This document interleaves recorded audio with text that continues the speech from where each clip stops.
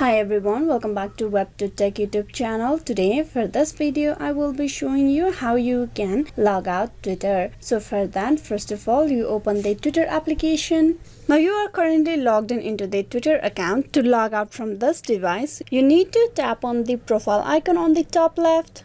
There you need to scroll down and tap open the setting and privacy. Inside setting and privacy, you tap on your account. Once you're inside your account page, you need to tap on the account information on the top, tap that, and there at the end you will have the logout option. You tap that.